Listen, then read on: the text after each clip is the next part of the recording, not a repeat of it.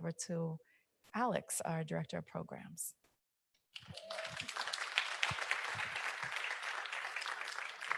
Thanks, V. And I'm going to invite our speakers for this morning to come up with me.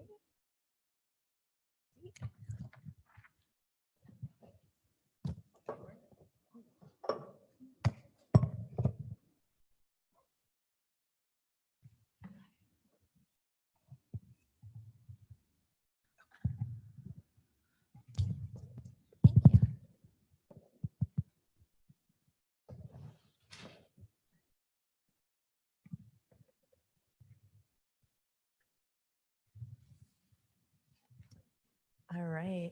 It's so funny to have like this big circle right around us. I wish we could kind of push in more, maybe a little more to the middle.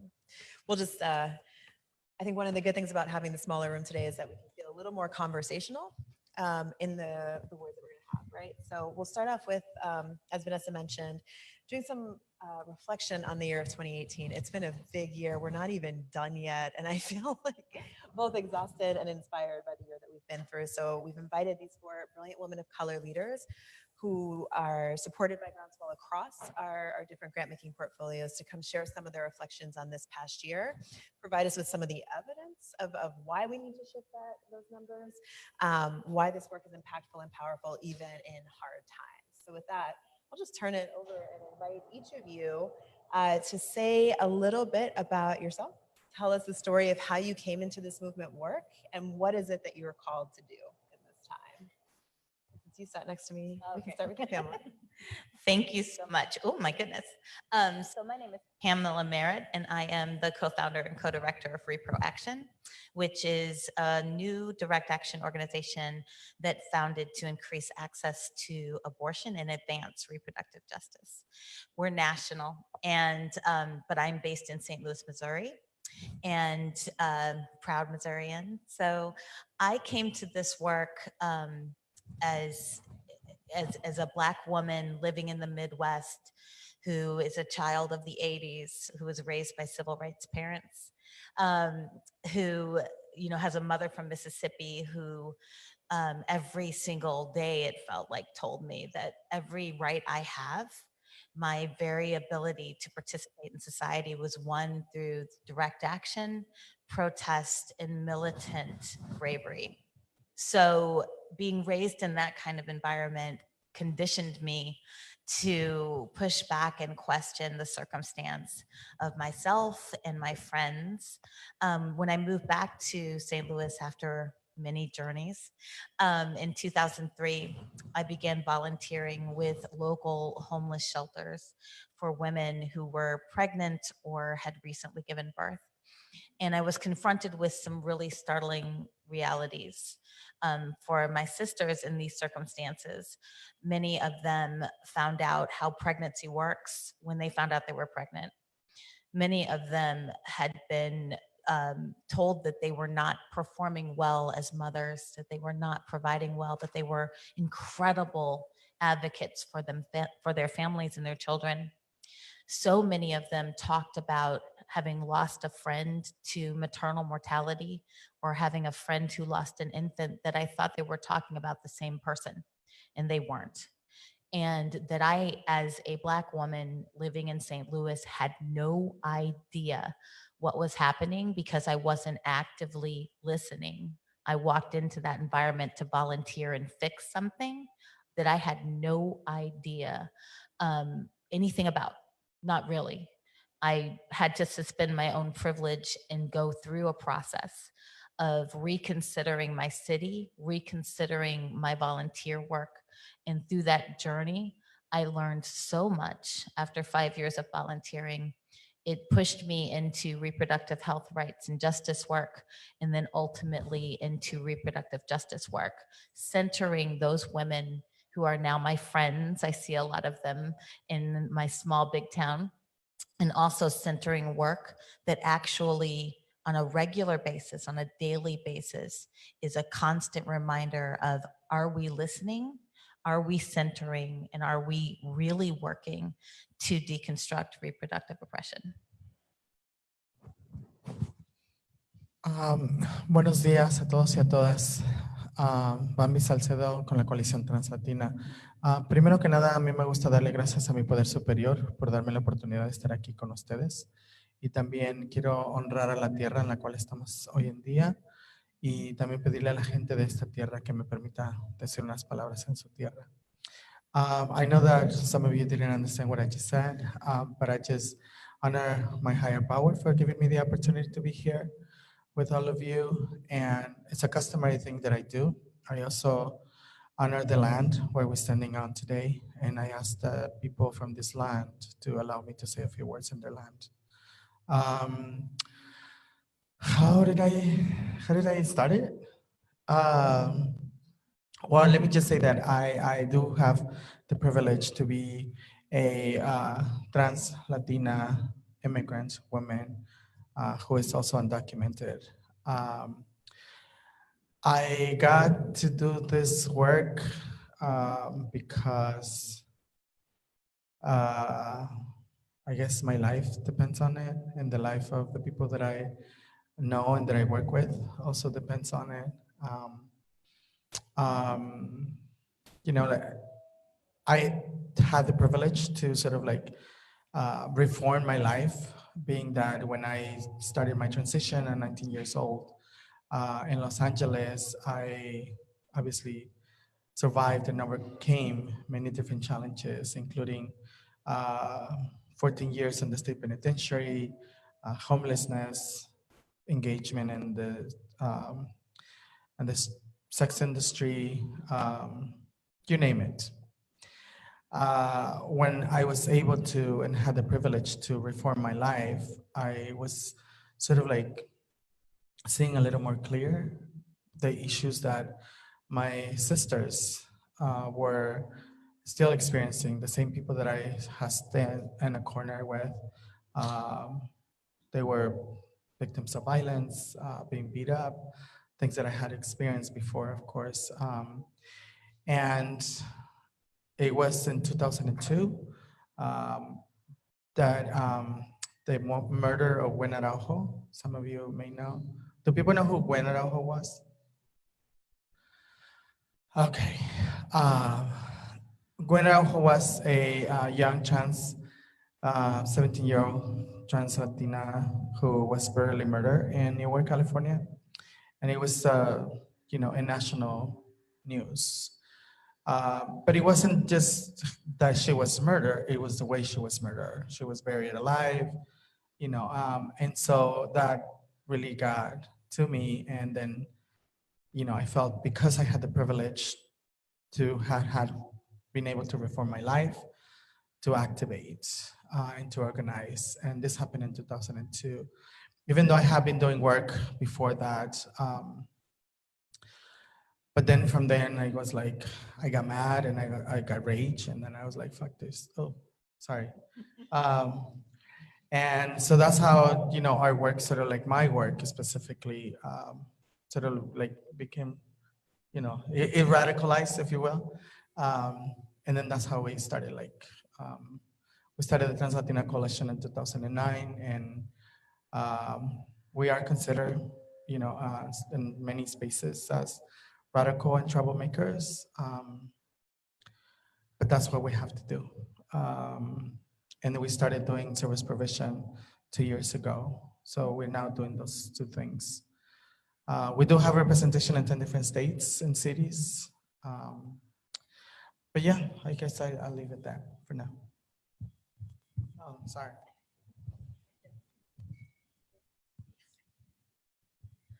Oh, wow. Yat she ne bigay dash jamnet khati ni neshlan to George in yabashish chin ado dnes stan neshlan ado hehe de hehe ba ke. I just introduce myself and my language. I'm Ine Bigay, recognize my clans, and also give thanks to the peoples, the indigenous peoples of this land, and also ask for permission to speak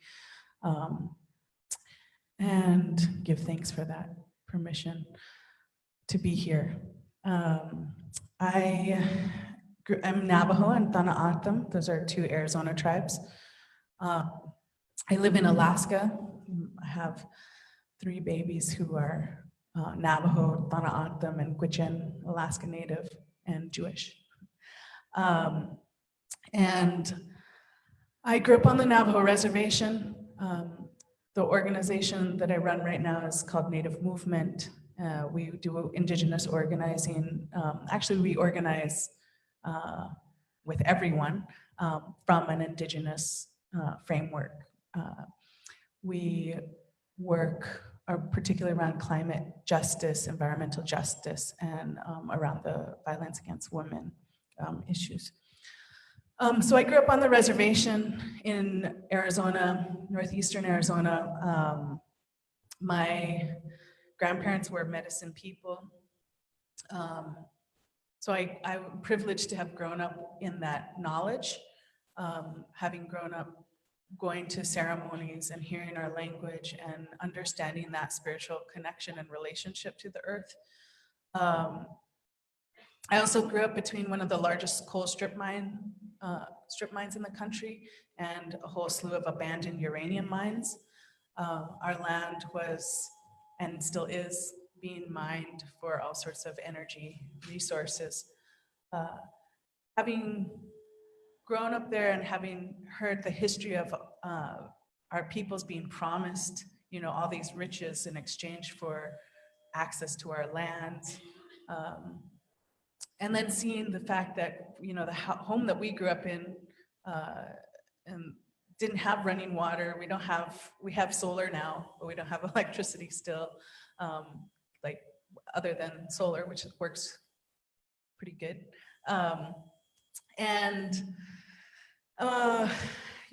We didn't grow up with a lot of the conveniences, I guess, that the rest of the country has, and yet our lands are being taken, all these resources to provide power and luxuries for Los Angeles and Las Vegas and these bigger communities. And we still have to haul water for our homes. This is still now, even on the Navajo reservation, you could see what's like a third world community right now in this country. So that's where I grew up, and I grew up kind of in that dichotomy of seeing this outside world and all the luxuries, and also seeing the beauty of our own culture. I didn't understand. I saw that a lot of the decisions that were made for our people were made by people who maybe didn't understand also all the complexities of the politics. Our tribal government was created by the US government, and the people who were selected in that initial tribal government were handpicked to legally negotiate oil and gas and coal leases. So that history of colonization is still very present and very real, playing out in our communities. So I went to college. I went to Stanford, and I studied geology and environmental science, very much petroleum engineering, which was a interesting thing coming from my own background. But it turned into me understanding it as kind of theology, because in Western science, you talk about geomorphology, and that's this kind of how the wind and the rain shape the earth. In our traditional understandings, we also recognize these things as deities, right? And it was the same knowledge with different words that I grew up with. So, but I ended up dropping out of Stanford, or leaving. I have to say I graduated myself. I graduated myself my senior year, a quarter before actually the institution graduated me, to start organizing, because so much of what I was studying was echoing and validating only one knowledge system. And so I went home and actually started to community organize out of necessity as well. I think there was so many of our own people perpetuating the same violence against us because of the history of colonization, because of the educational institutions.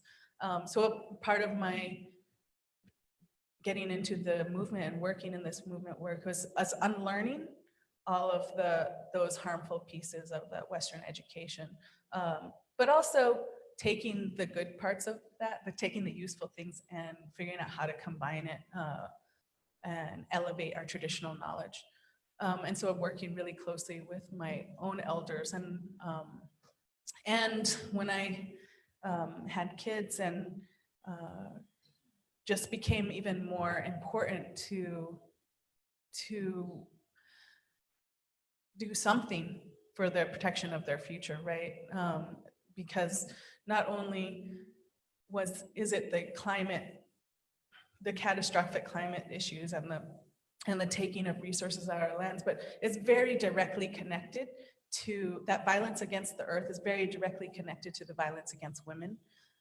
And seeing that increase of violence in our communities against women, against our children, it really is scary as a mother of three babies who are born as females. And so I now work in Alaska. My partner's people are up there and we're raising our children up there. But again, the same story, right, of that history of colonization. And so that's really the work of Native movement. I took time out to be with my kids and to immerse myself in that land up there, but really have been motivated and to get back involved and do this work out of necessity, out of being called into the need to be vocal, be bold and courageous, especially in a time when so many of our own people are echoing the same words as the colonizers, right? And so that's where we are also considered a radical,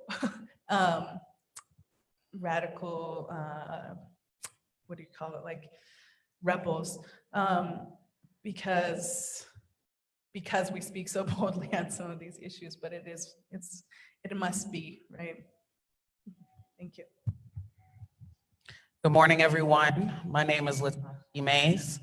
I am the founder and executive director of New Voices for Reproductive Justice. We are headquartered in Pittsburgh, and I just want to tell you a little story before I begin talking about my journey. It's something that I did not know about what I call the reproductive justice herstory. That is the reason why I can sit here with you today. So in the late 1960s, we know 1968 was such an important year in our country in terms of race and gender. And in a little community in Pittsburgh called Homewood, there was a Planned Parenthood satellite clinic. And this little neighborhood is mostly Black people. And so Black women ran this clinic. At the same time, we had the Black Panthers who wanted to shut down this clinic. And these Black women said, oh, hell no.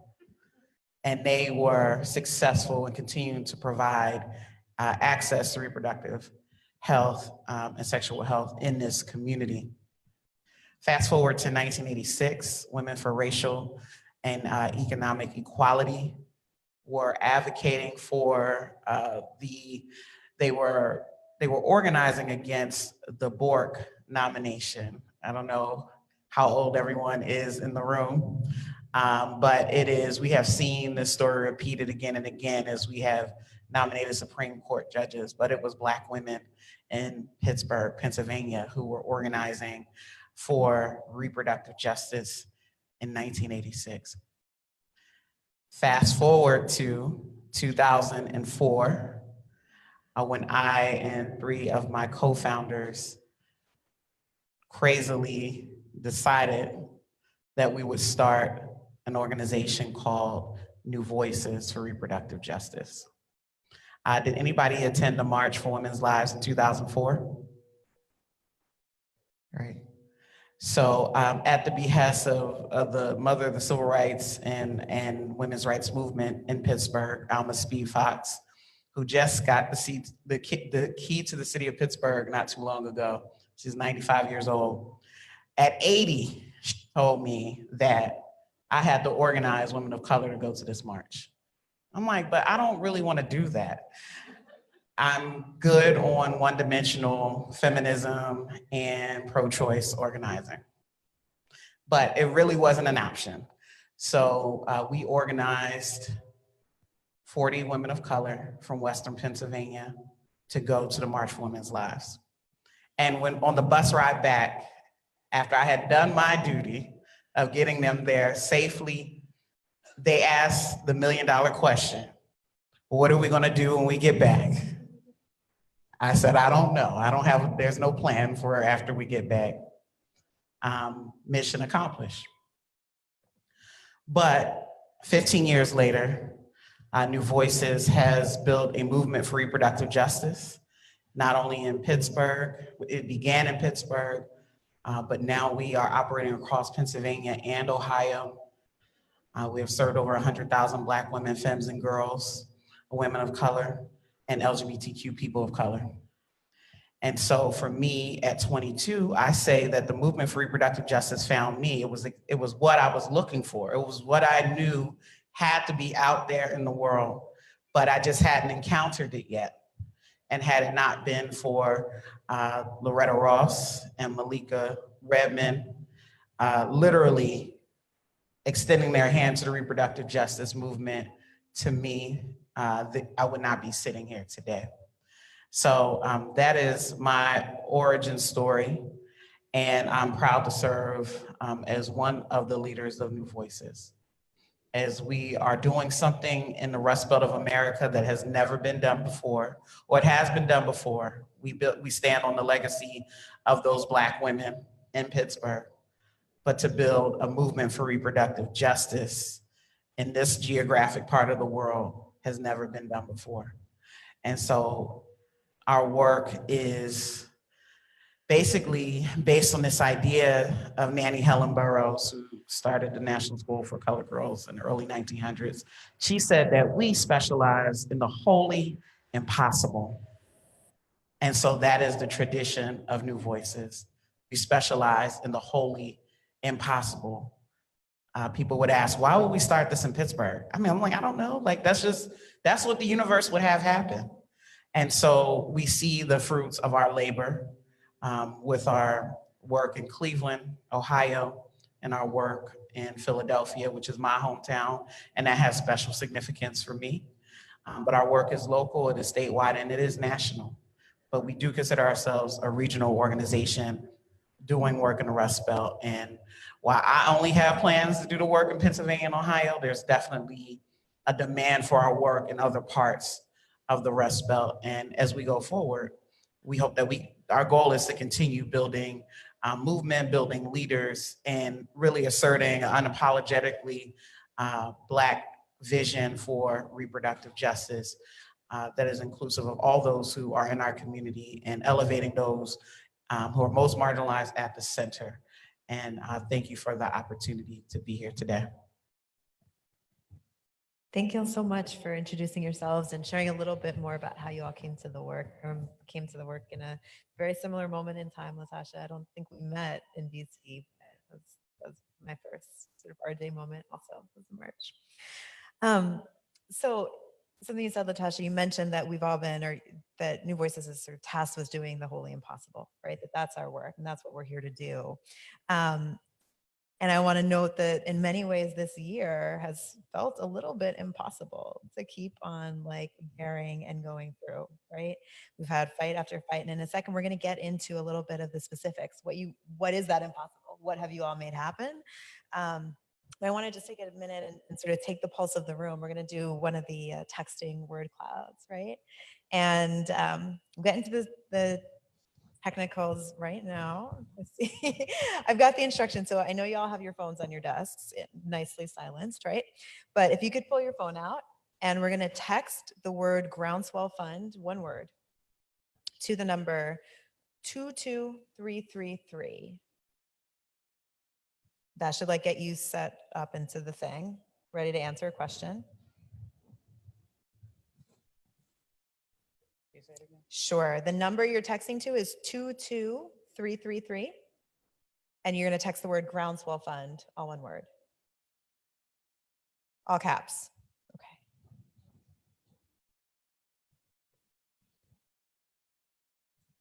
Okay. So then I think it responds to you and it tells you that you're in. Good. So what we want to hear is one word. What is at the front of your mind when you think about 2018?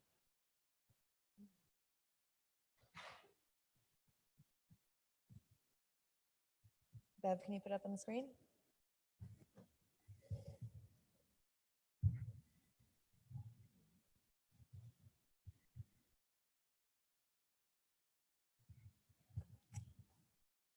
Yes.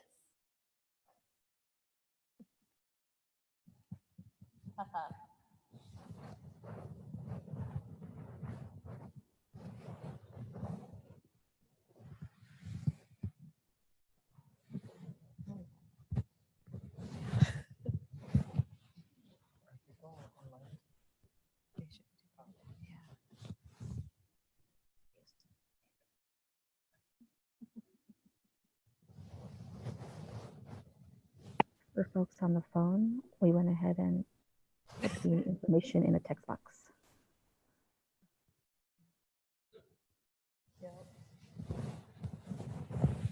All right, so our cloud is growing and changing, and I think we have two clear themes, right?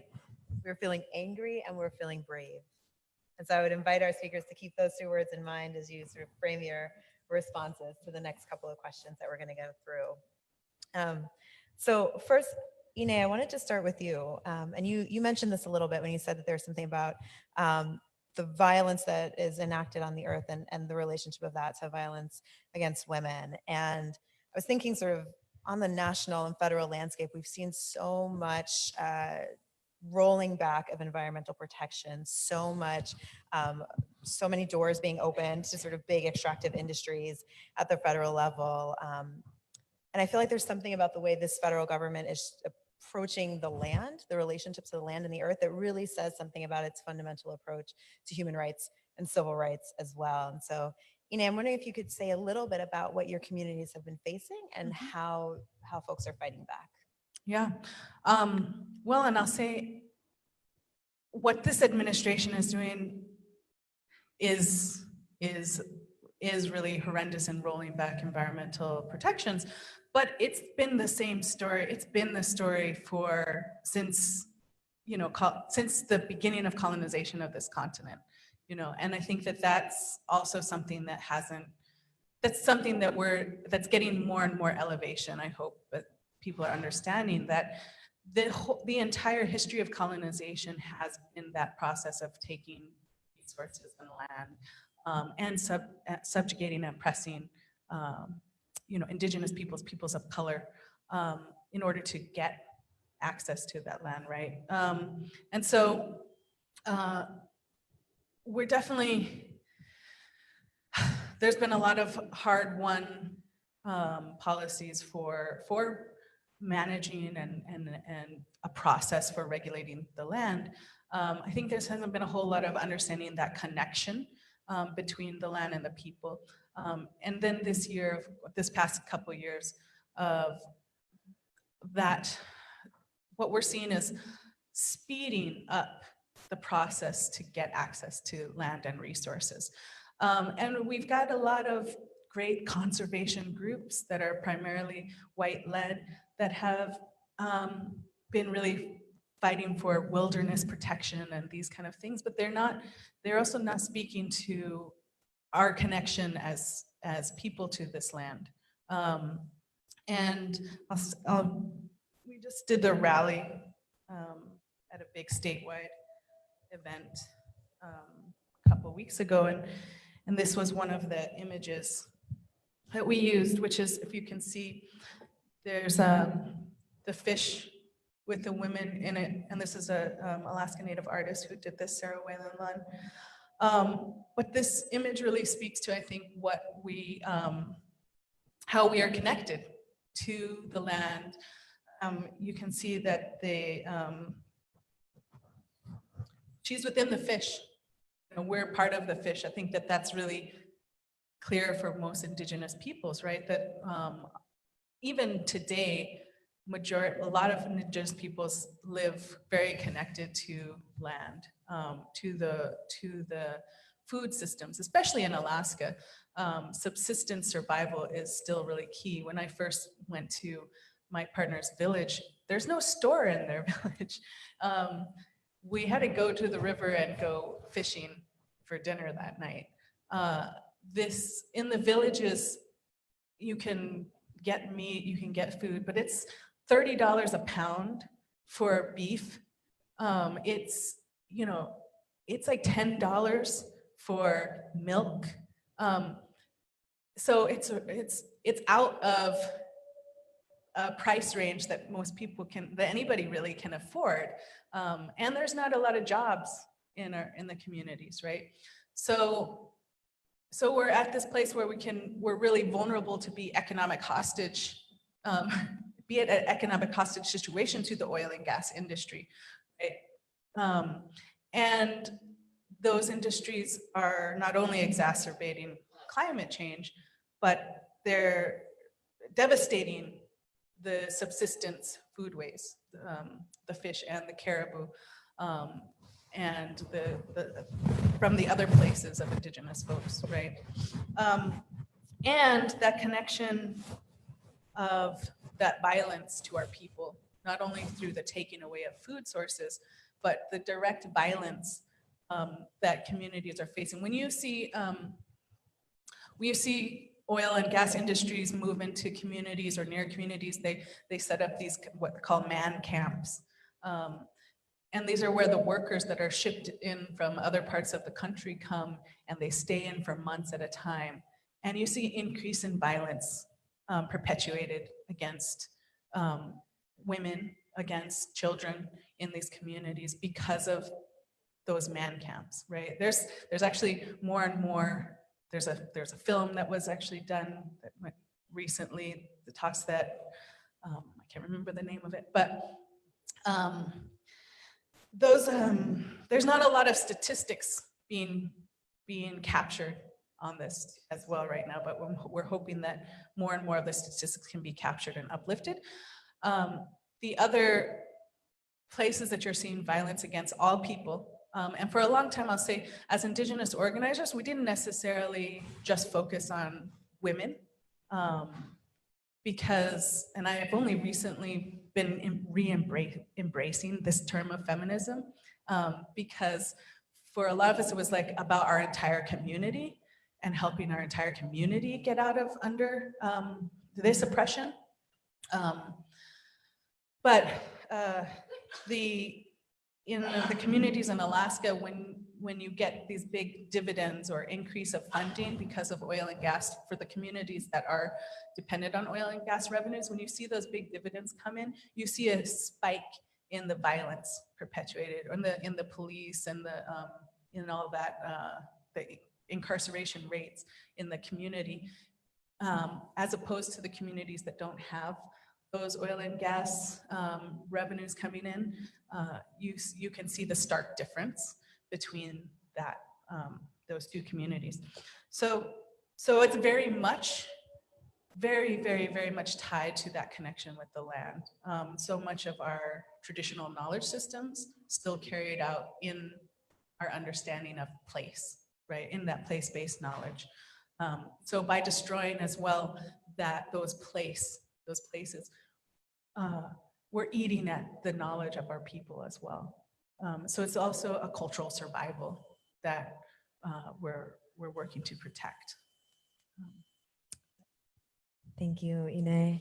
I want to turn to Bambi next and invite you to say a little bit more about your work. So Translatina Coalition is based in LA, but as you mentioned, you have presence and folks in several states throughout the country. And yeah, so California is ostensibly a more progressive state, right? It can theoretically a safer, more hospitable place to be. And yet, as Inez talked about, so much hostility towards our communities is pre-existing and shows up in lots of different places. So given the place in which you work, I'd love if you can tell us a little bit about what you've been able to accomplish this past year. I'm particularly interested, the way you told your origin story was really sort of coming in with a direct action and sort of radical, like rabble rousing sort of mindset, and then more recently starting to provide services. So I'm wondering if you could talk about that evolution in your work as well. Um, yeah. So, okay. I think so.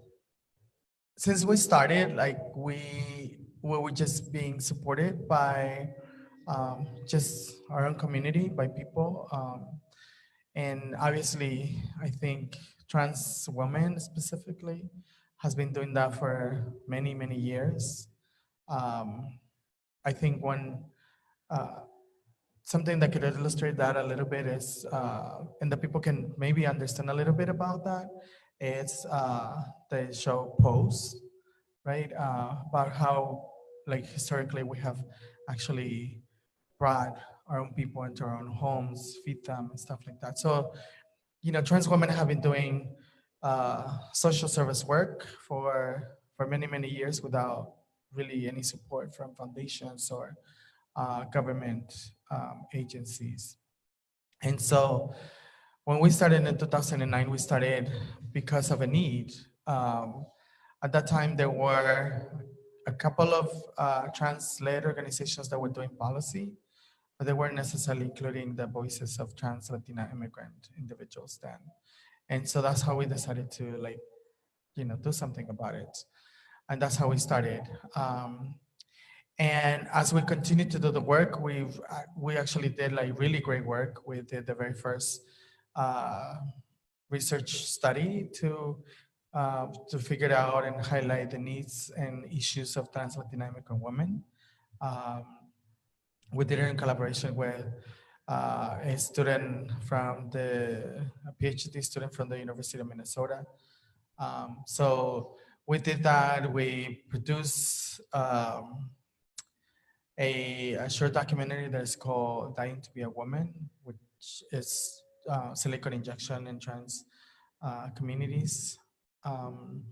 And, we did, again, bunch of direct action in different places and things like that.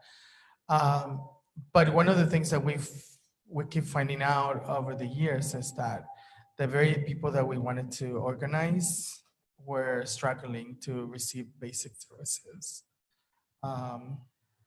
Like just services that many of us take for granted, right?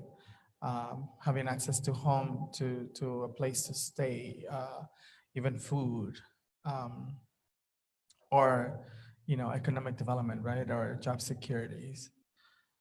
And so that's why we decided to form the Center for Violence Prevention and Transgender Wellness. And I think one of the things that is important to highlight is that we actually got our very first funding from a foundation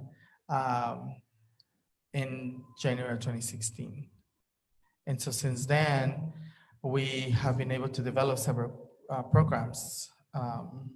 We now have a drop-in center where we provide daily lunch meals. We have workforce development. We have a reentry program supporting trans people who are getting released from jail, prison, or immigration detention.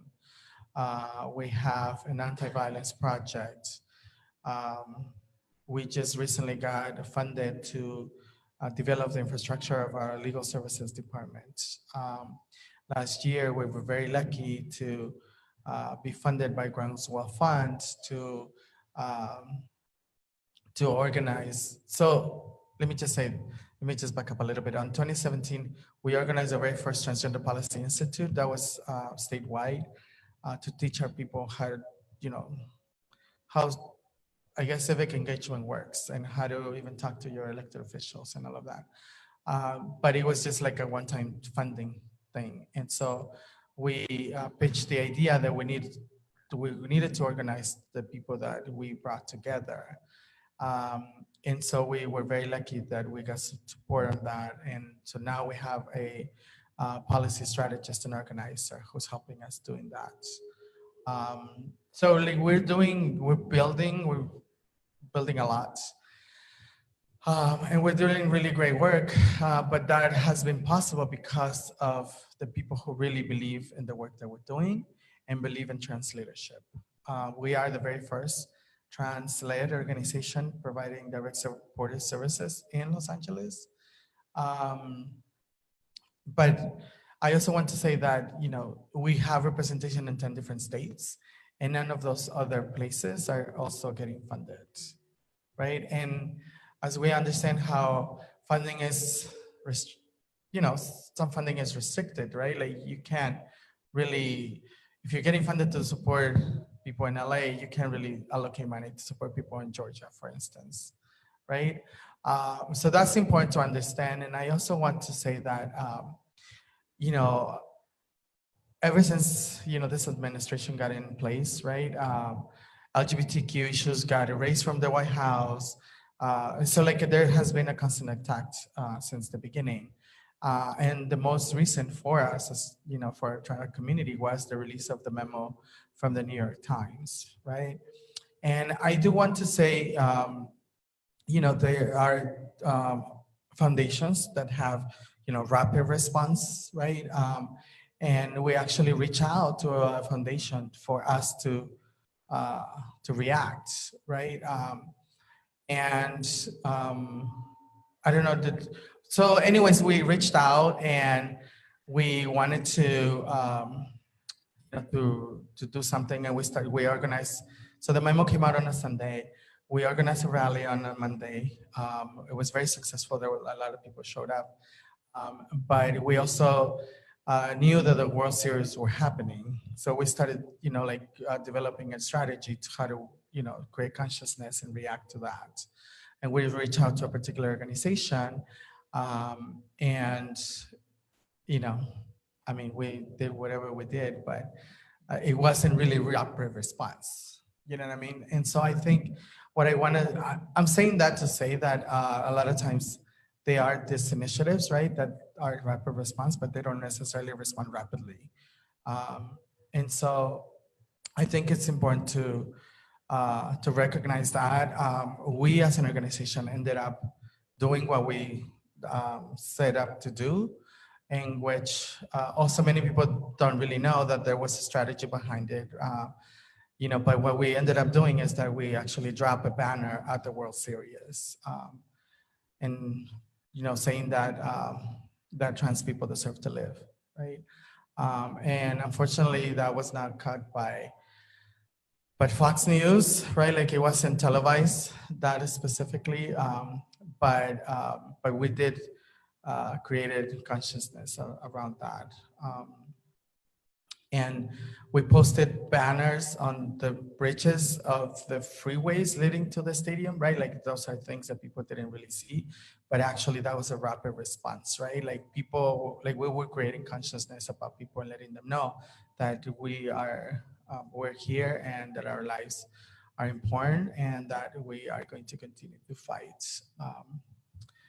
But that was, I know that it's been a lot, but I guess that was one of the things that I want to say that we as an organization we're very proud to do. But there have obviously, since January, of this year, that with the murder of Vicky Gutierrez, and then I'm gonna say the murder of Roxana Hernandez and ICE detention. So has been a lot of stuff that we have to constantly respond to that many people don't really realize, and particularly foundations that don't necessarily understand the urgency of the work that needs to be done and how we need to really respond. Thank you. Thank you, Bambi. Latasha, so you started to talk a little bit about the work that you're doing with women of color, Black women in particular, in Pittsburgh, Philadelphia, and Ohio. And so I want to ask you to say more. So what are women in your communities facing this past year? And then how are you all building power in the face of that? I have to make a list, so I'm not texting. It's a long, long list of things that are happening.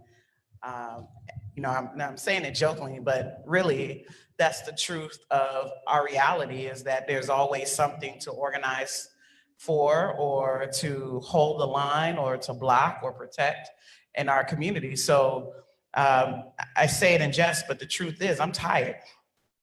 I'm tired of us having to fight for our humanity and our existence every single day. I'm tired of funders not connecting white supremacy and philanthropy and white supremacy in our everyday lives. I'm tired of Black women doing the work and being under-resourced, but we do the work anyway. And so I just want to walk through some of the things that have been happening in our movement as a whole, and then some of the things that are happening in Pennsylvania and Ohio. So for me, it's important for me to be my authentic self today. It's important for you to know that several of our leaders in our reproductive justice movement, we lost our mothers this year. And it radically changed. I know it changed for me how we see the work, and that when I think about my own mother, how she just lived a very hard 57 years. And that's what reproductive justice is about, is how does someone like my mother get to live a healthy and full life where she gets to see her grandchildren grow up in safe and healthy communities. Now we get to a place where the humanity of Black women is affirmed, our human rights are protected, that we know that when we say Black women, we're talking about cis and trans women, that we're talking about femmes and girls.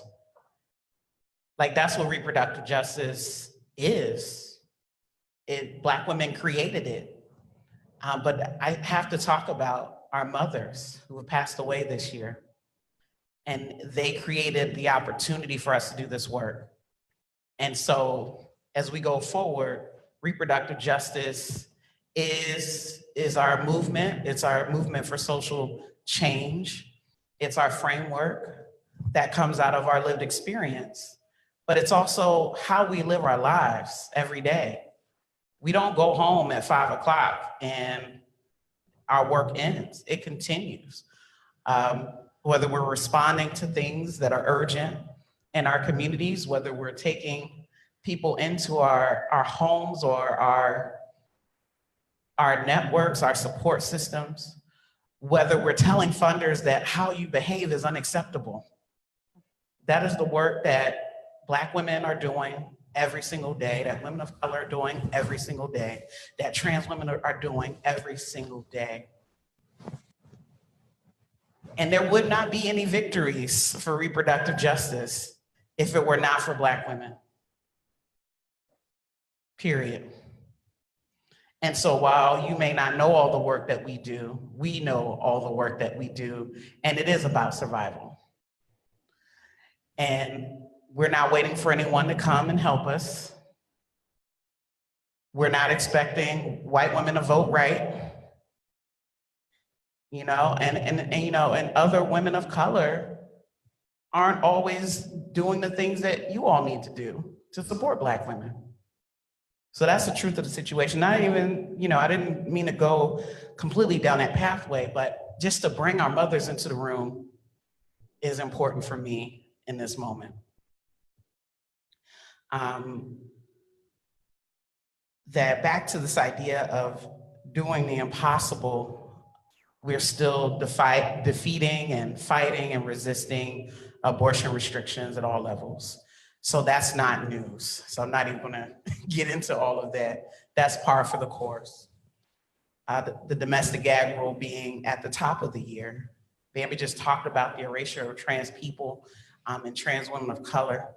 And it's just unconscionable that we are not centering trans women and trans people, and even non-binary folks as well, which is our journey. That's what we're called to address in terms of our gender analysis for reproductive justice at this time. Kavanaugh, I don't even want to waste a breath on that situation, but that was devastating. It was truly devastating that we didn't choose, but those we have chosen to represent us supported the nomination of a rapist to the Supreme Court. That is unacceptable. And so now in the post-midterm elections world, we see in these races that were highly contested, how close they were, because our opposition is equally inspired to do their work as we are. And you see us battling for the soul of our country in these elections more and more. And as Vanessa mentioned earlier, the turnout, people, whether they're coming into consciousness now, we have to cultivate that consciousness and then activate it and put them on a pathway to leadership. And so that's some of the work that New Voices is doing. And just to say a little bit more about white women, just still co-opting reproductive justice. Can we talk about it? And at the same time, some of them are voting for Trump. And their family members and their friends are still voting against reproductive justice. But they're the ones who are being resourced to do this work. And in terms of the larger landscape, in the selection of Dr. Leanna Wen to become president of Planned Parenthood Federation, one of the things she said to me that really spoke to me and gave me a bit of hope is that she said that racism is a public health issue. Imagine that. Imagine if we treated racism and its symptoms and its implications and complications as a public health issue that's an emergency for this nation. I think we would see different outcomes, not only in our movement for reproductive justice, internally, across social justice movements, but also in philanthropy. And just a couple things about what's happening in Pennsylvania and Ohio. As we expand our work, there is a hunger for, I know, Black women and femmes and girls to be seen, to be heard, and to have the opportunity to lead. And that's what we're trying to create, pipelines of leadership that protect our human rights. New Voices focuses on 6 areas, which include sexual and reproductive health. It includes LGBTQ rights, healthcare access, ending gender-based violence, environmental justice, and incarceration. So no wonder why I'm sleepy this morning, because that is a lot to shoulder, and yet we don't have the luxury of only focusing on 1 or 2 issues. An important strategy for New Voices is our voter engagement work, which we are a proud partner with Groundswell Fund. For the last 5 years, we have developed the infrastructure to really engage Black women voters ages 18 to 49 in Pennsylvania and Ohio. And over these 5 years have outreached over 300,000 times to those voters. And we've intersected our voter universe with Black LGBTQ voters, with formerly incarcerated voters, and with Black youth.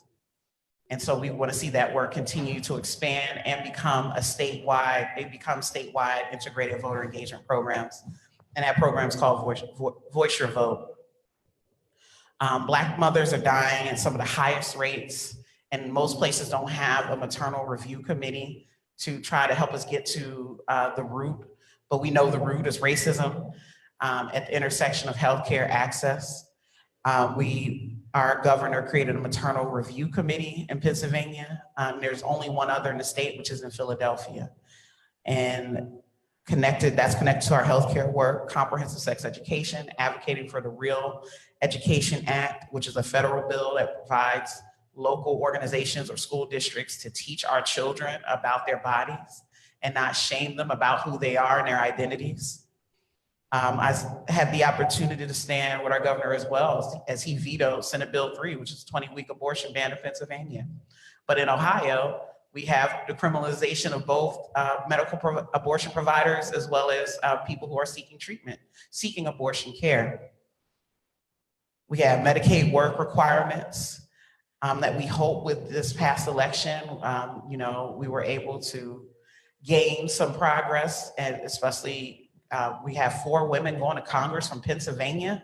That's at the federal level, but we also have more people of color being elected to office this year. We also have younger elected officials who understand reproductive justice. Malcolm X said that the most disrespected woman in America is the Black woman, and we saw that in Pittsburgh when a Black woman, Jay Martin, was brutally attacked in a pizza store earlier this year.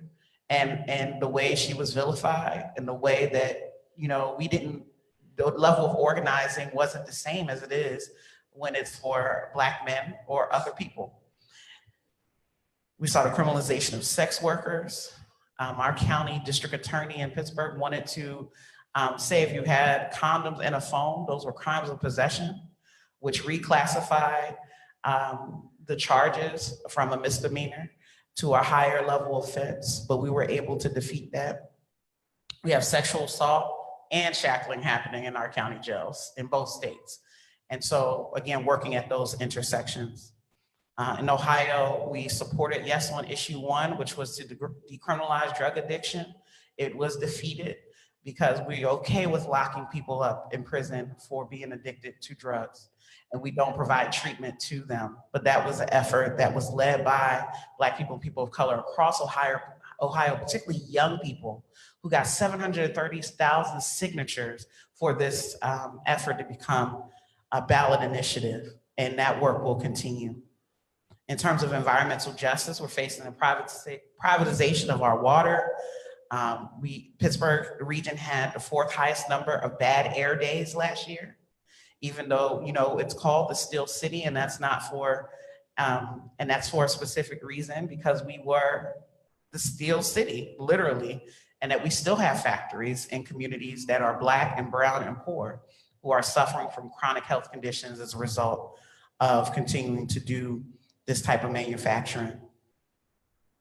So I could go on, but I will remind you about the Starbucks incident in Philadelphia, where you can't just be Black and be in a public place, even if you're doing nothing but being Black. We also are fighting for a fair work week in Philadelphia, which means if you go to work 40 hours a week, you should be able to take care of yourself and your family. And also making sure we understand the intersection between building walls and banning people from coming to this nation. And so that's work that we try to be in solidarity with our other activists and advocates on the front lines. But our solution to this is simple, is to build leaders for our movement, and to build them now, today, and for the future. So New Voices has a variety of leadership programs, from our Patients to Advocates program in Cleveland, where people who have had abortions become advocates and activists for reproductive justice. We have our Sister Speak Youth Project, which engages high school young Black women and femmes to become reproductive justice activists and organizers. We have our Environmental Justice Leadership Network, where we work with Black women and women of color to become environmental justice and reproductive justice activists and advocates, as well as our voter engagement program, which says, hey, person who is a constituent, become a voter, but more importantly, we need your voice, your experience, and your leadership, and to create those opportunities as well. So that's just some of the things that are going on in the reproductive justice movement, and in Pennsylvania and Ohio. There's so much work that has to be done. And at the same time, New Voices is one of few organizations in both states that can speak to issues about reproductive justice, but connected to all of these intersections. So how do we, the question for us today is, are we going to continue to squeeze the life out of reproductive justice organizations led by Black women who are doing so much work? Or are we going to resource them to be able to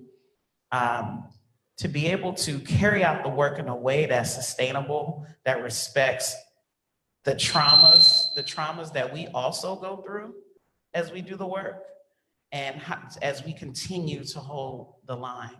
So I think that is the question for us today in this meeting, but as we go forward into 2019. Thank you. It's just a few things happening in Pennsylvania and Ohio. Pamela, I wanted to give you sort of an opportunity to study this together, right? We've talked about sort of industry and impact on the land. We've talked about sort of federal and local actions to erase entire communities out of existence. We've talked about threats to abortion access and other reproductive health care issues.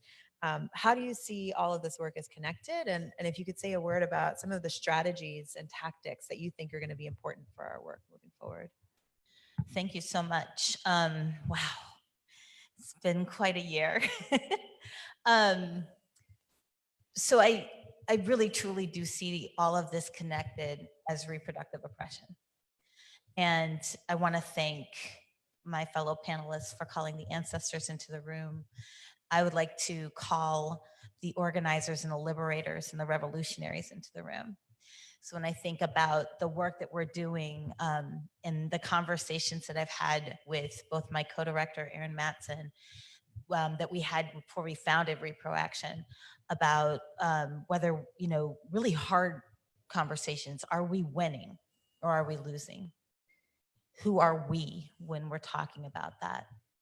And how do we build a movement that wins?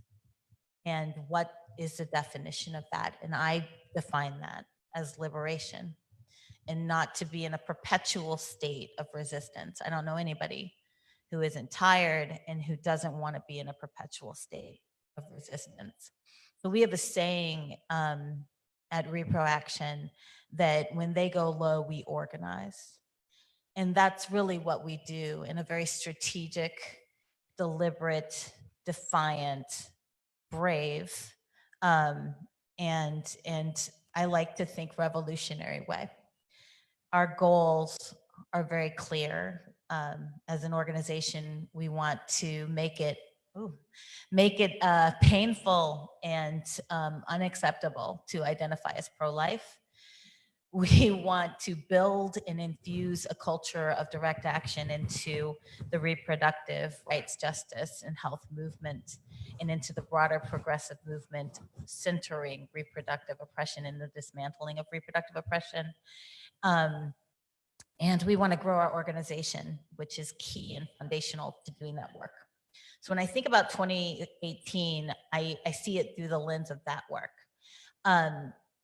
We did robust operation or opposition research in which we identify rapid response opportunities to call the pro-life movement accountable for their hypocrisy.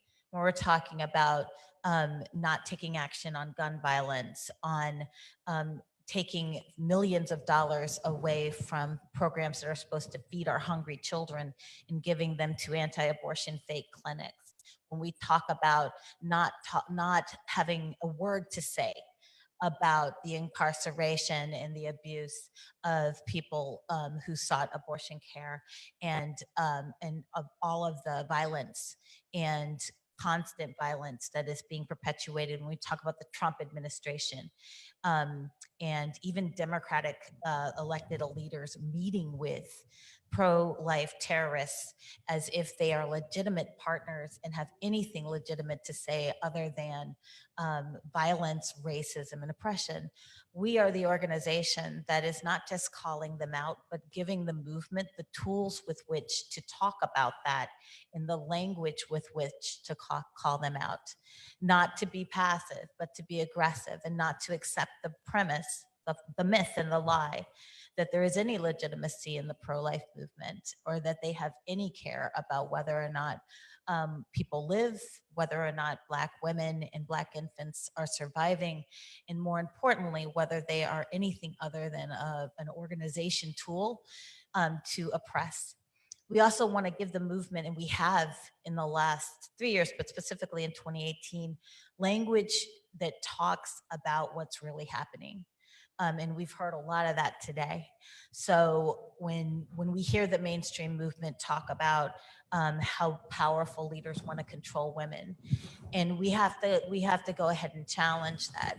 Powerful leaders want certain women to have children, and they want other women to be forced into oppressive and servitude or just disappear.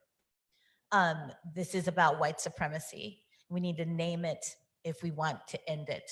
So we have to talk about things more than politicians want to control women's bodies.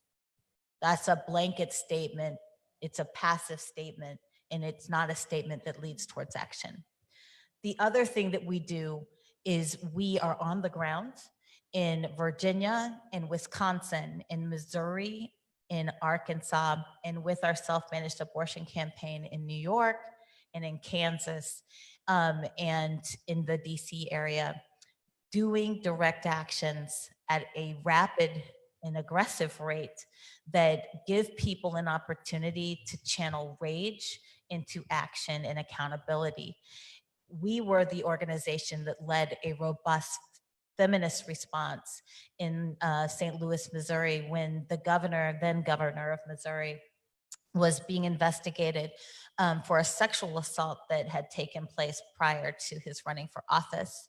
We were the ones who were down at the courthouse leading reproductive rights and justice organizations to say that we're going to center what's really happening here. This isn't some political witch hunt. This is about a man who raped a woman and then had the audacity to think he could get away with it, and then manipulate a process to shame her. And we centered her, that brave woman, and all survivors of sexual assault and violence in that action. And we feel very proud that we re-centered and stole a false narrative and made it true. We're the ones who were doing direct actions in partnership with some awesome organizations out in front of anti-abortion fake clinics like CPCs, to expose fake clinics, in not just in Missouri, but in Arkansas and in DC and in Virginia, and really doing the work to alert communities and activists that you need to take this action. You can't assume that people know the work that these clinics do, and specifically the work that they do in and how it fits into our infant and maternal mortality problem. In the state of Missouri, we are in an absolute crisis. Black women and babies are not making it. And nobody was talking about that, and not in a real substantive way outside of the community that was being impacted. The accountability is not just to people who control dollars, it's the funders. It's also to the broader community of St. Louis that likes to talk the language of pro-life, but do nothing to support the lives of Black women and infants in the city. It's also to the activist community that, again, want to center a legislative approach and want to center an electoral approach when we are talking about movement building. Are you going to hold the state of Missouri, Virginia, Arkansas, Wisconsin accountable for the work they aren't doing and accountable for the lives they aren't centering? Are you going to make them uncomfortable? Are you going to make your neighbor uncomfortable? That's the work that we don't just organize, but try to empower and train people to do. And then we talk about it so that we all understand that when we're out in front of a fake clinic and we're calling them accountable, in the state of Missouri accountable for giving $9 million, much of that federal TANF funds that were supposed to feed starving children in a state with incredible food insecurity, to fake clinics that are not food pantries, that do nothing to improve birth outcomes, that do nothing but prey upon our communities the way that they claim reproductive health care providers prey upon our communities, that if we don't say that, and if we don't do that work, we are failing to be reproductive health rights or justice activists. So we are both turning within the movement to say, you need to do this work, and you need to use this language, and you need to be unapologetic and bold, but also to the broader community. And we hear every single time we take action, every single time somebody walks up to us and says, thank you. I had no idea that this was a fake clinic. Thank you. I had no idea that the woman at the center of the Greighton scandal had no wish to come forward, that she was scared to go home, that she put everything on the line because it was the right thing to do. And then nobody was talking about her. Nobody had her back. And we made sure that she knew somebody had her back. And we heard thank you. We also wanted to call out the hypocrisy of public officials who think it's perfectly acceptable for their mistress to have an abortion, but want to ban abortion for everybody else. That's not only fun, but It is fun work. And we need to have moments of joy. That is a revolutionary act. But it is also important because for all too long, the mainstream movement has articulated an acceptance of the premise that the pro-life movement is somehow actually operating off of wanting to be, a good moral center, and that they are religiously motivated. And in so much so, we are uncovering that that is not the case. We created a CPC database so that people can research and find out where these fake clinics are in their community. We created a toolkit so that people can go and organize direct actions in their community. We do online webinars to tell people not just about why immigration rights is a reproductive justice issue, why we need to reclaim pride from corporate interests, why that's a reproductive justice issue, why we need to not only talk about water and access to water as a reproductive justice issue when it's in the news, but we need to talk about it even more when it's not in the news, because Flint still doesn't have water. And why we need to organize people and support the people in the community doing that work. And most importantly, how direct action is a foil for the rage, for the anger, for the desperation, for the hopelessness. When you organize towards justice, every single time you do it, you are feeling it, the power of yourself as an individual, your community as a whole. So as we teach people how to build strategies in their community, they become empowered. And I think in the last year, as hard as it's been and as tired as I am, when I look back at the amazing work that we were a part of organizing and that we saw other people organizing, forward facing in the street, movement fueling work, I see people rising to their power. And most excitedly, I see women of color and Black women rising to their power.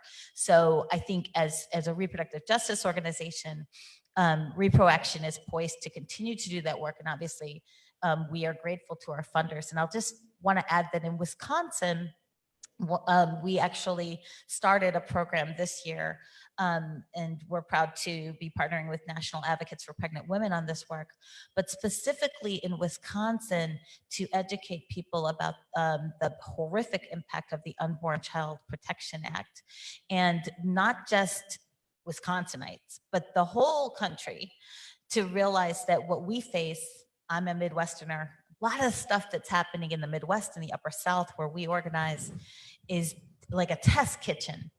And they come in and they experiment with my community and with our communities, and then they roll it out all over the country. So this idea that we should only focus on states and areas that have some sort of major electoral focus, and I acknowledge that my home state of Missouri is growing less electorally significant as a movement geographic area, it is incredibly significant that you do that fight. I'm so proud to be on the front lines and to know so many people who are fighting in the trenches in a 72-hour mandatory waiting period with one abortion clinic, with incredible racism and oppression, and where the NAACP had a travel warning because it's that dangerous to travel while you're Black. I'm there on the ground. We are there on the ground in those areas, because if you don't fight it there, it will come to you. And everything we're seeing right now out of the Trump administration, Missourians and Kansans and Midwesterners and Rust Belt people have been dealing with and organizing against for over a decade. So if you want to know how to fight it back, talk to us and support us and fund us. And in Wisconsin, we are already going to be seeing the benefit of strong organizing, because we now have a changed dynamic from the Walker world of horror into a different environment where we are going to be organizing people who weren't even aware that women and people who experience pregnancy and try to seek medical care could be given, lose their rights, basically their liberty and their rights, simply because of prior drug use or even the allegation of drug use. So that's just a little bit of what we've been doing and hope to do even more of in the coming years. Well, thank you all so much for those very comprehensive overview of the work that you're all doing locally and at the national level. We're going to pause for about a maybe 10-minute break and then come back and do questions and answers with the full room, right? So I have 11:22. Let's come back by 11:30. 8 minutes. Yeah.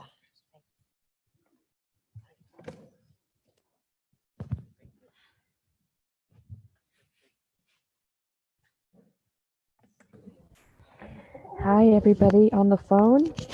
Just, you probably already heard, we're taking a 10-minute break. If folks have been having any issues with audio or anything, please make sure to put into the chat box and we can problem solve for you.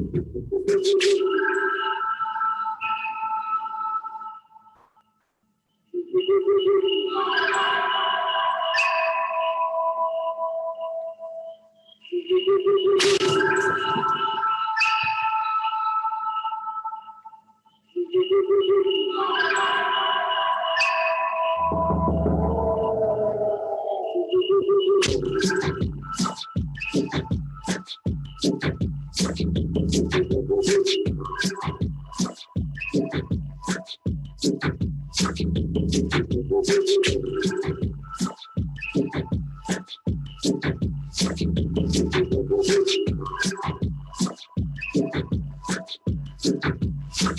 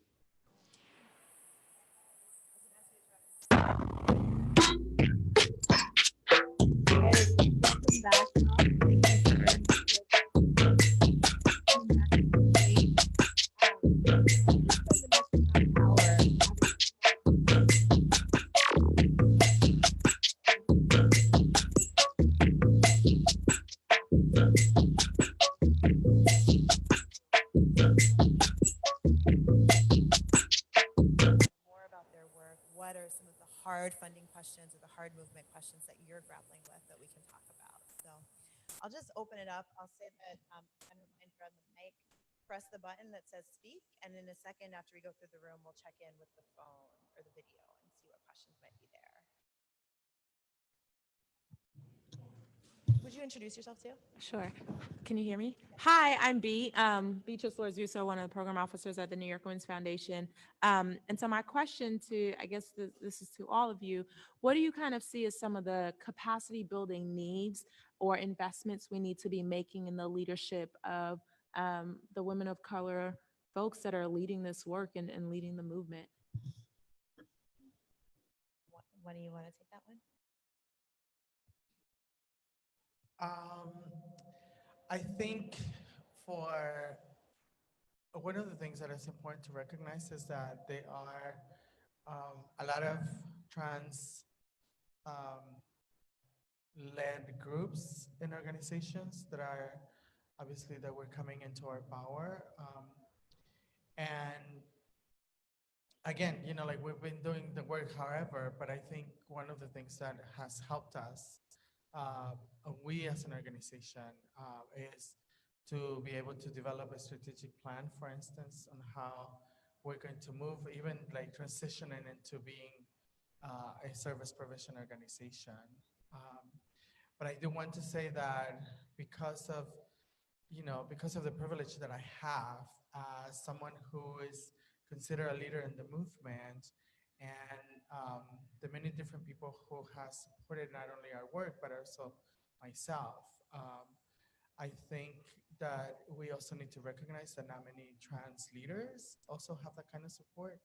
And it's important that we do invest in trans leadership so that we can learn, you know, and I can give you an example. For instance, I'm not a fundraiser by trade, for instance, right?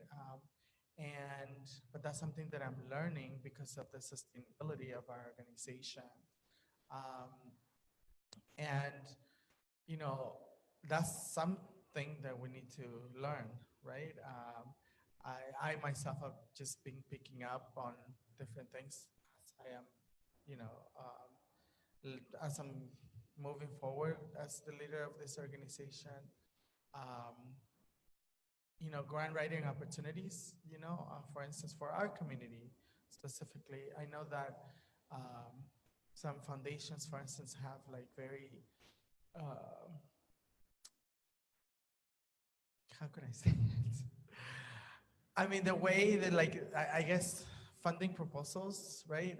Or the way they put out funding announcements, right? Are not, you know, they put us in a disadvantage, right? Because many of us, like I'm not gonna grant writer. You know, I also have the privilege that, you know, recently got my master's degree, and I know how to write a little bit, but I know that, you know, like English is my second language, you know, and so I know that me myself, I'm not like grant writing is not my profession, right? And so for our community, there's a lot of that needs to happen.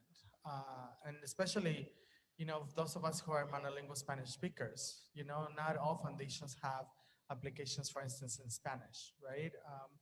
And so those are like another areas. And then I think also, for foundation, it's important to also understand the intersectionality of things, right? Like how, if we're not able to get housing, if we're not able to have a job, or if we're not able, or how violence manifests in our lives, and how do we do the work? If we're not able to understand those things, then how can we support the work that needs to be done? And I think it's important that we understand that the social determinants, right?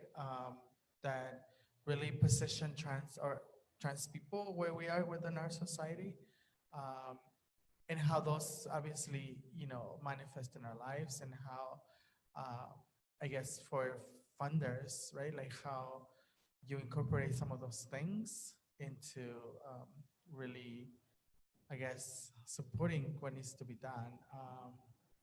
And I guess I also want to say that in terms of like radicalizing the work, it's not just that we're gonna go picket, or we're gonna go protest, or we're gonna go shut stuff down, right? Like it really is about how we radicalize also our minds and the work that needs to be done. And I'm saying, for those of you who are funders, right? Like really think more yeah, broadly, right? And not just, like in this cookie cutter way of thinking that that's how things need to be done, because there's a lot of great work that is happening that is not even being considered. And also, the way funding announcements are formed. So I'll just add on to that there's like the urgency of now. I think the greatest export out of much of the Midwest is young, talented people. And I cannot impress upon you enough that what we're fighting against and organizing against it takes a toll on a lot of people, and it's asking a lot of folks, particularly when they see places like Colorado or Illinois where they can stay close to family but not live in an oppressive environment. The need to invest in organizations that are making it possible for Black women and women of color to do long-term work in regions that other people have abandoned and that feel like they've been abandoned. When we hired an organizing fellow in Arkansas, I didn't just hear from her that she was excited to be able to do this work. I heard from 15 activists in Arkansas who said, "Thank you for investing in Arkansas. Thank you for not thinking that a state that gave us, Clintons is somehow not worth the work, and that expanded Medicaid is somehow incapable of doing radical, awesome things." So I know I speak for the other panelists who are doing work in states that aren't necessarily thought of, but we are committed to the Midwest and the Upper South, and the work that we do has a tremendous impact. But for lack of a better way to put it, like Black people are in the Midwest, and when people talk about working class Americans or blue collar Americans, that's not translate into white. So the movement work that needs to happen in the Rust Belt, in the Midwest, and the Upper South, in order for us not to become so polarized regionally that we're no longer able to do really good work. And I'm thinking like what happened with the northern migration that took my family out of Mississippi and left Mississippi unorganized in a real way, without resources for several years, for decades. We can't afford to have that happen. The clock is ticking. So we need folks to really see the benefit of doing that investment in an urgent way, and to realize that there are some amazing leaders who don't necessarily have the kind of bully pulpit that you have if you're in New York. You know, we're not flyover country. We're actually where huge, amazing shifts can be made. I want to say yes to all of the things that my co-panelists said here, and also talk to the Indigenous. But I think a lot of Indigenous organizing doesn't necessarily use the same words that a lot of, even like reproductive justice is not the word that a lot of organizations who are doing that work to protect our bodies and to protect the health of our bodies, right? That would be considered reproductive justice work. They don't term it that way. So I think, you know, really reaching out and digging deep into how people also language their work, and rural organizing. I mean, I think that that's something that we see. I think a lot of foundations that we've worked with, we're not either in their geographic area or we're not in, and usually that's because we're rural organizing.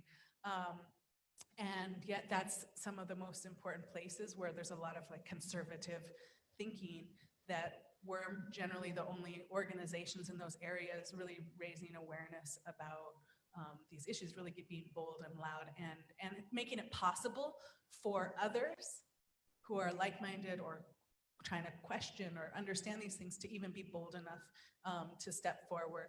So that, as well as, you know, I just want to point out too that I think that Indigenous organizing, I heard this statistic this year, gets like 0.2% of the funding that's out there from philanthropy. And, you know, that's 0.2. We're about 2% of the population currently, according to US Census. And yet we hold about 40% of the land, the resources in this country, subsurface resources. So, and Indigenous communities are not necessarily, a lot of them aren't moving, right? People stay really connected to their territories and their homes. And so, and it's Indigenous communities that have been holding the line on things like the tar sands, things like Standing Rock. And so you've seen so much rejuvenation of all of our movements, I think, through that Indigenous organizing. We just had a win in Vancouver where they stopped the mountain pipeline that was coming off of the oil sands. And that was Indigenous organizing happening, but also that particular, there's a few different particular relationships that we as Indigenous folks also have to this government, right? So different political relationship, and then different citizenships as well as Indigenous folks. So there's a lot of complexity in how we're trying to organize at various political levels. And I'll just, one more thing, fellowships and that kind of ability to train people, because we're bringing in people who, you know, nobody studied organizing. Nobody, I think that sometimes I run into people who did study organizing. I'm like, wow, there's all this. a lot of our folks are coming into organizing and it's like on the job training, right? And so having the ability to bring folks in to train, to get that, to go to leadership work. I mean, a lot of our work at Native Movement is really trainings and leadership development. We're an organization that's kind of an umbrella for a lot of Indigenous-led, grassroots-led organizations that don't have the administrative ability, right? They're working on the work that needs to get done in their communities, and who knows about reporting and all that stuff. So those kind of entities that help support more of that grassroots work, need to be funded. And just to build on that, it's every organization or collective or group of people moving in the same direction for a particular mission, they need different things at different times. And so my experience has been so many of our reproductive justice organizations stay in these earlier stages and phases of organizational development. And so what's needed then is different than the few who then may go on to the next phase of growth and development and this keyword of scaling. I hate that word because that's a whole other panel. So I think that's the part, is like meeting folks at their need at the time that they need it. So at the startup phase, do we need a fiscal sponsor? Or are we going to operate outside of the nonprofit industrial complex? Like, that's a decision note you have to make when you first begin. Or, are we going to apply for a 501c3 or a 501c4 or both? But you're not thinking about that because you're doing the work. And so then you have to do reporting that is not necessarily consistent with what the experience you're having at that phase of your development. So what if we're able to evaluate organizational work or collective work at the stage that group is in, to make it more equitable, to make it really relatable to where leaders are. Something I have found at a different phase of development is coaching support. I was like, I don't need no coaches. I said, nobody's ever done this before. Why would I need a coach for that? Nobody's ever done it. But I had to do personal growth to lead, and we had to learn technical skills. I had to learn more technical skills to lead. Our organization had to grow with support of Groundswell. I was just telling Alex the other day about like cash flow. Cash flow is just like our work, our mission is the lifeblood of our organization, so is cash flow. And I have a business degree, but I studied marketing because I was like, I'm not doing finance. And I'm lucky that I have a business degree, that I have some level of connection to that world. So it's meeting that need, and wherever we are, coaching has been important. Something I want New Voices to explore is knowing what we know. How do we help incubate then smaller organizations, smaller collectives to grow? And I think we need to be more like the tech industry and be okay with failing, or be okay if things don't turn out the way we said in the grant proposal, because it really is just a vision. We don't know what's going to happen. It's really an experiment. And to allow the experiment to take place versus being like, you failed, or, things happen, things change, our context changes. So those are some of the things I would like to be, a partner in figuring out how we go forward. Thanks for that. See if there's another question in the room.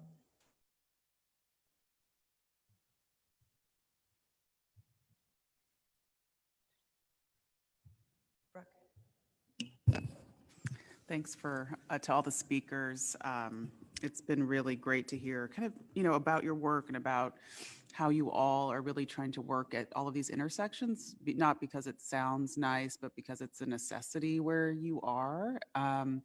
And I guess I'd like to know more about how you are seeing, I think, Latasha, you talked about this pathway to leadership, and others have talked about direct action, winning and power, and how you guys see the pathway to leadership leading to a more powerful base of people working towards these intersection of issues, and how you're working on that. So I'll take the first stab at it. So I think just since founding in July of 2015, I see a different path of leadership development happening. And I worked at Planned Parenthood at the statewide in Missouri for many years, for 5 years. And it really hit me how I wasn't seeing myself in the room, and I wasn't seeing myself developed in a leadership stance. But also just not being cultivated in the community. There was always a struggle to incorporate and develop women of color, but Black women leaders. And I think direct action, if done right, creates leadership opportunities from people who are coming from a non-traditional background. And, and for so many of us, that's what happened. It happened for me. I came from an advertising background and had to start from zero. I wasn't, coming from this women's studies major who did activism all through college. I didn't start my reproductive justice journey until I was 30.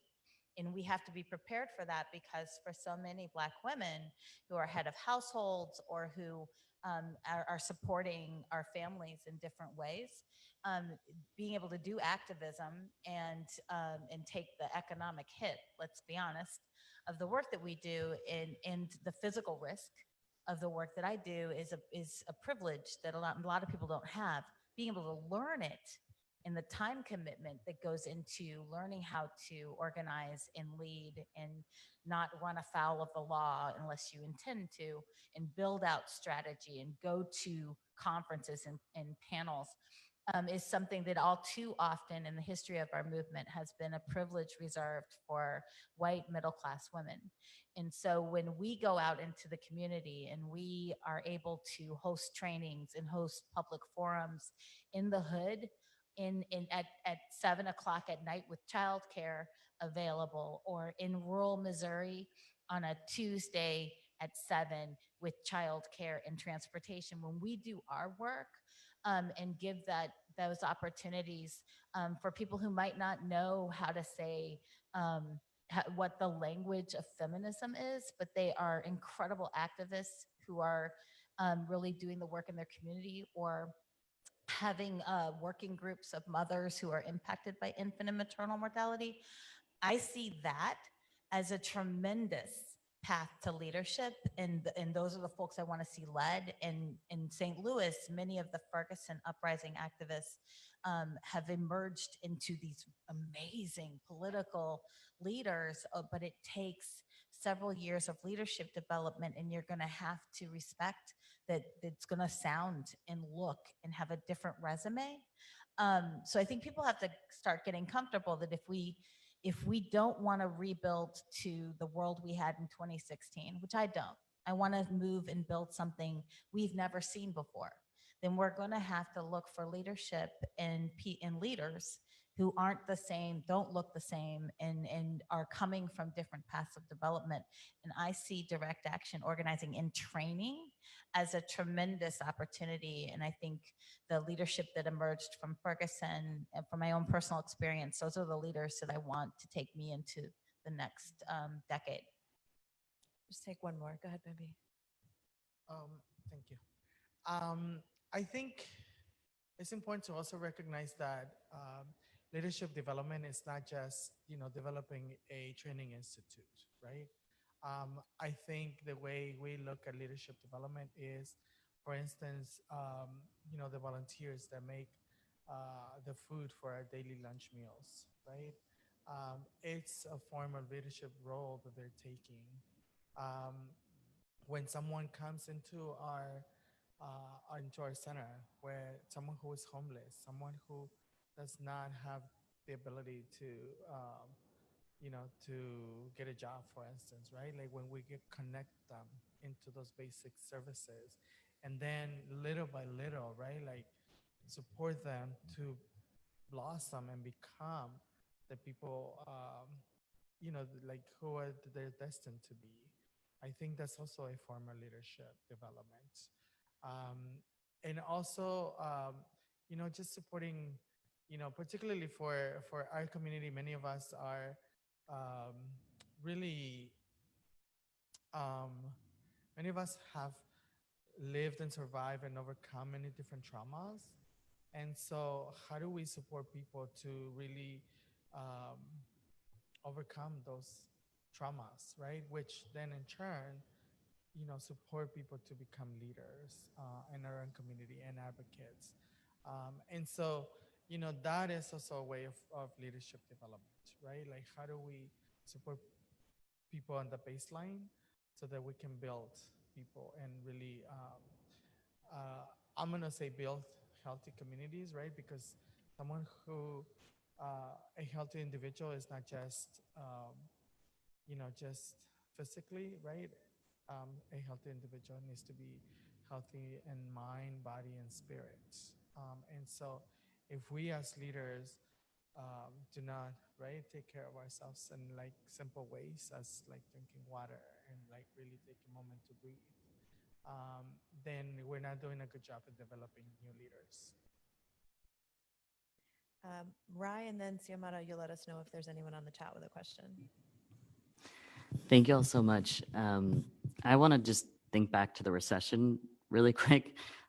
During that time, a lot of philanthropy stopped funding social justice work. I think there's a dynamic where when there's booms in the stock market, there's this willingness to fund movement building. And I think I can't help but think that during that time period of rebuilding economically, the far right philanthropy was doubling down on grassroots work at the time that we were doubling down on mainstream work. And I can't help but think that over that time, that helped lead to where we are from a local, state, and national level. And so as we are looking at a very likely recession, a very likely continuous dip in stock markets, what is the message to funders so that we don't replicate that mistake over again? Actually, I'm going to see Ine or Latasha if y'all want to jump in. Right, you better preach. Because I was here for it. And it was, I mean, it was funders like Third Wave Fund that was the largest funder of New Voices. And so, you know, back to this idea, we're going to do the work regardless. But it's our ability to do it well will change. It's our ability to do it in a precise or compelling way that will change. And so it was a mistake to not invest. And I remember how I was like, we're probably not going to be able to continue. And so had it not been for funders who could see like the value in what we were doing, where we were doing it, and how we were doing it, I would not be in this room. I'd be a DJ somewhere else. I'm DJ Dark and Stormy, by the way. That's how I survive. I wouldn't be sitting here. There wouldn't be a New Voices for Reproductive Justice because we would still be local. We wouldn't have had the opportunity to hire staff or to expand a movement across 2 states. It was at the final hour, the darkest hour, where we were able to secure funding to continue. But we all had other jobs, but we still did the work. And that's what I'm talking about, specializing in the holy impossible, because we have to do the work. We can't not do it. It's in our DNA, it's in our blood, it's in our bones to do it. And so we can't make the same mistake again. And that's why we have to shore ourselves up now. And that's what's happening now, is that Black-led RJ organizations are only starting now to see investments that are worthy of the work that we do. And so I want to thank you for bringing that up, because our position can't be to extract resources from those who are doing the most powerful, impactful, and successful work. It has to be to double down into that level of leadership that again is holding the line, as we have all said so far. So thank you, Rye. That was an excellent question. Yeah, and I'll just expand on that too, because I was there as well, running Black Mesa Water Coalition at the time. And, you know, we had to have those hard conversations. Everybody went volunteer. It was either, do we keep our office open or what? And we were running a big green economy. We built one of the first green economy policies for Indigenous peoples. And we went all volunteer. We went broke doing that because we had to decide, right? We had to decide if we were going to keep going or not. And then I'll say though that this happened even before there's been these other times, right? Even before the recession, it was like funders made this call that let's all move to mountaintop removal funding, funding this other camp, even though we're on a mesa, it was kind of, you couldn't take the mesa off, you just dug down, it's the same work, right? But they prioritized a different, let's all put our funding into these winnable campaigns. And we saw, again, like exodus of partners, and just kept going and made that hard. We just keep doing it. And I think thinking long-term is where our funders need to be, right? Not thinking 7 generations down the way, right? Not just what's the winnable campaign this year or next year. That's playing into the political mindset that we're already trying to battle with our elected leadership, who's only thinking about their next election. We've got to be building that strong foundation in this movement for those generations down.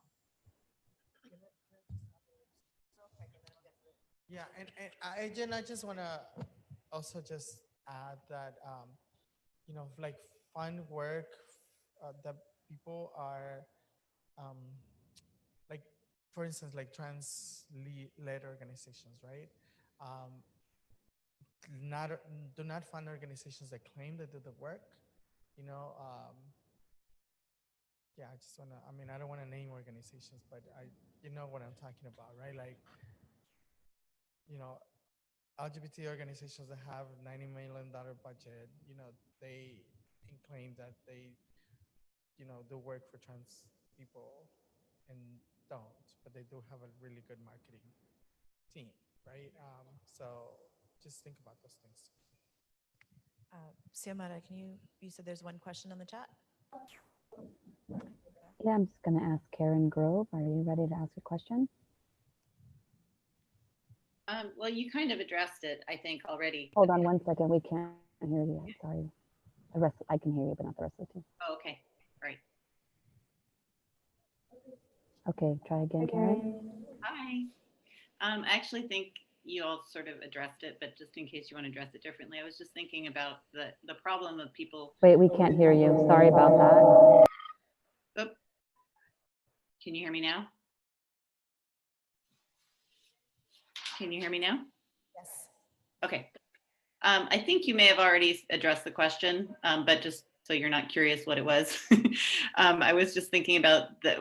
You pointed out that there are people who are struggling to make a living.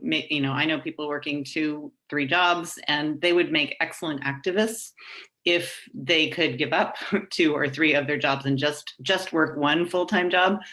And I mean, the real solution is that everybody should be able to support themselves on one job. But until that happens, is there a model for paying, stipends to people for their activism? And I think you guys are saying basically you just need more funding, more long-term funding so that you can do that. But if you want to address it differently, go ahead. Otherwise, let's move on to another question. Just briefly, you have to pay people. Yeah. Pay Black. We pay our workers for our voter engagement. We pay living wages. We do equal pay. We're trying to live our values for our programs. We just moved to a stipend model so that people have the opportunity just to get back and forth if they need childcare. Just a way, it's not to provide income, but to at least appreciate that there may be challenges, and that we have to pay the people who do this work living wages.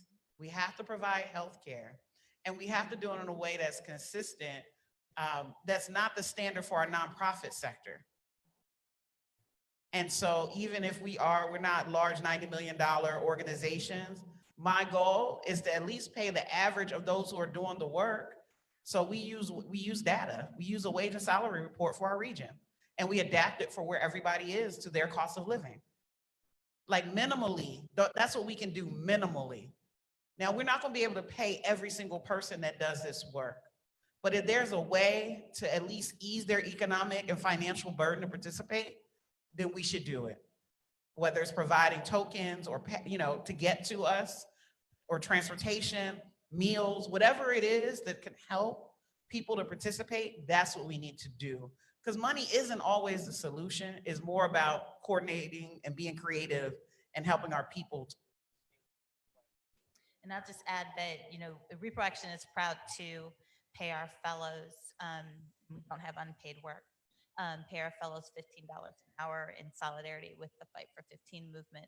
As progressives, we are there's this tension that's in the Midwest and in the Upper South between some of the more traditional progressive organizations and reproductive rights, health, and justice organizations. And we're separated because we're not doing intersectional work within our structure. So, you know, if we stand in solidarity with low-wage workers because so many of the women who we're working with and we center are low-wage workers.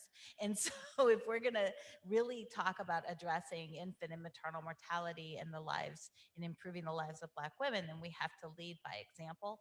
And we do have to do that work, but we also need to pressure the broader progressive movement to work on dismantling reproductive oppression. So we have to be participating in each other's movements. So we need to step towards them, they need to step towards us. And a big part of that is figuring out how we apply some of the key demands that do make sense for the women we're centering to our work. It is hard to do, but I also just want to say the opposition is doing it, and we simply will not win if people are able to get paid, but you know, in spaces where they are compromising their ideals and they have to put food on the table. When crisis pregnancy centers offer people bus tickets and they give canned goods, they're handing out diapers and they're handing out baby clothes. Our opposition is funded. And we must understand that it is using that money to oppress our people. And so we need to be able to pay people to fight them. And thanks for that question, Karen. And I actually have to move us to closing out right now. What I wanted to do is give you all a chance to just have a one sentence. One sentence. One sentence is sort of give us the mandate, right? Like, what do we need to do? You've all raised a lot of like provocative questions and ideas for philanthropy, right? We didn't come back to it, but you know, this notion of white supremacy in philanthropy, right? Like, what is the last question? What is the last thing you want to say in front of this large group here? I'm starting. Well, Oh. yes. I was actually just handing you a microphone. Yeah. You go ahead, Bambi. Okay, so what I would want to say, if I can leave you with anything this morning, is that for us to really think about our positionality, not only within our society, but the work that we're doing, and also understand, right? Like, what are we doing, right? What are we doing, and really be intentional about the work that we're doing and how and who we're funding to do the work.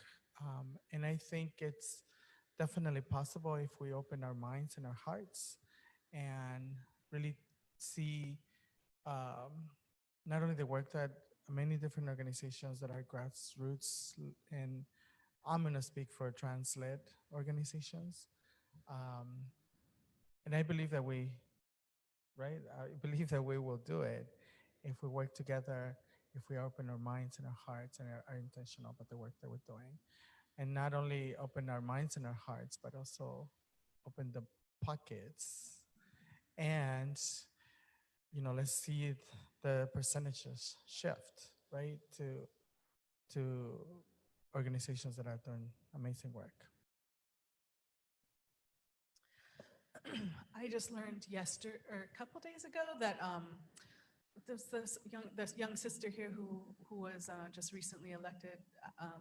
Is it Alexandra or Ocasio? She, I just learned that she was really activated and engaged at Standing Rock.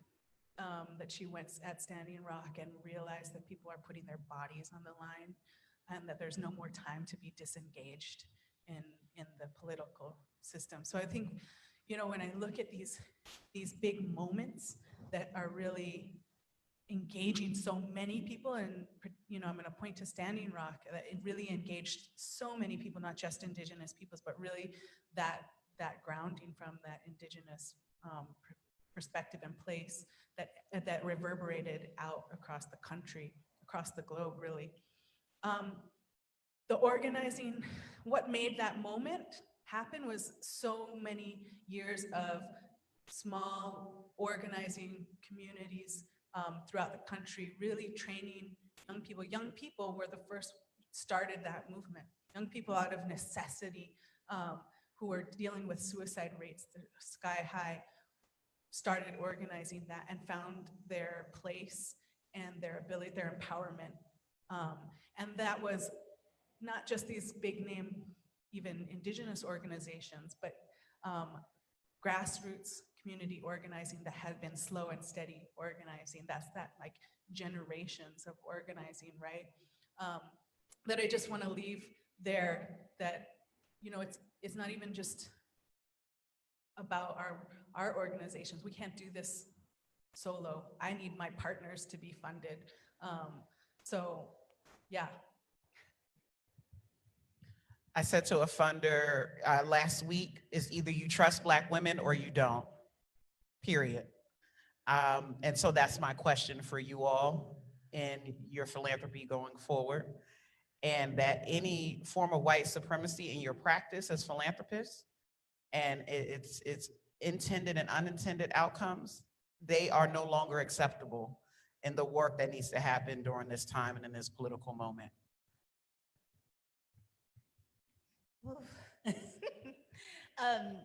In trusting Black women, trust our leadership.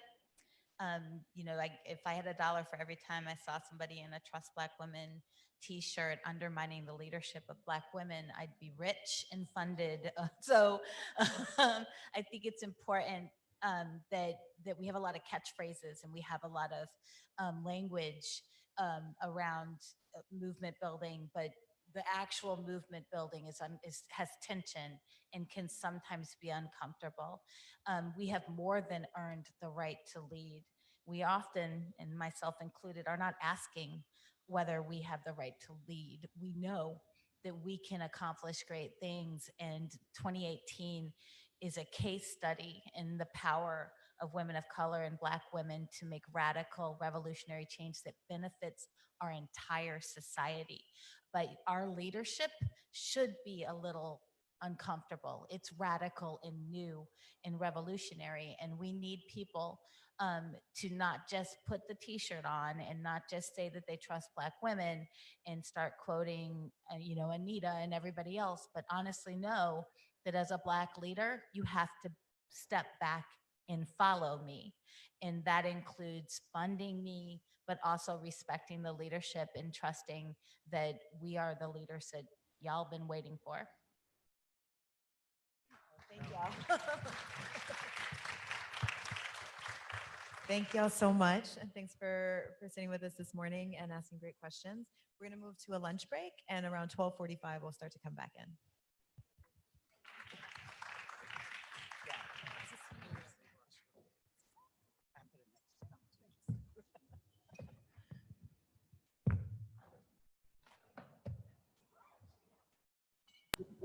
Hi, everybody on the phone. We will be back in about 20 minutes.